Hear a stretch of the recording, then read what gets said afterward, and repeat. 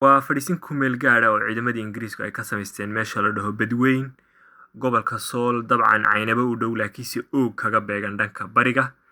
Waxay ahayd meel istiraatiijiga oo markaa ciidamada Ingiriisku ay saad ka dhigtaan markay duulayaan goobaha kale xagga iyo hawdka ama dhinacan kale gobolka Sool ilaa Sanaag ay uga sii duulaan. Markay soo noqdaan ay kusii nastaan markay kusii socdaan xagga iyo Berbera dabcan ciidamadoodii qadaadweynta iyo ciidamadii Soomaalida u shaqayn jiray iyo dadkii magaranaysa ay jidka tusi jiray ayaa markaa meesha ku dhex jira.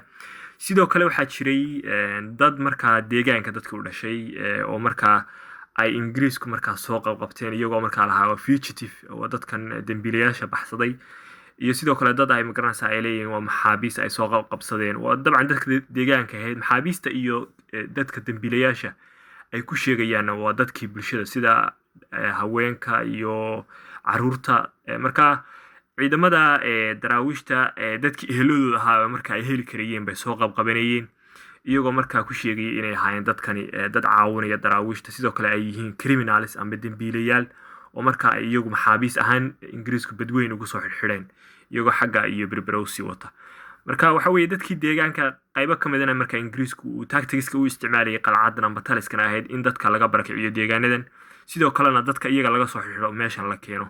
marka halkan waxa weeye dadku isagu ku tilmaamayo fugitive-ka amba maxaabiista dambiilayaasha.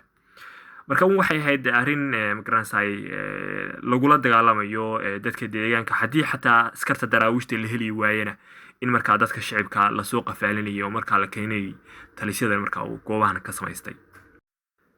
sidoo kale sawirkan waxaa filayaa inay tahay Damco waayo magacaasa ayaa ku qoran Damot oo aan u gartay Damco inay tahay iyaduna oo markaa ay ka samaysteen fadhiisin ku meel gaara maray daraawiishta raad gureynayeen.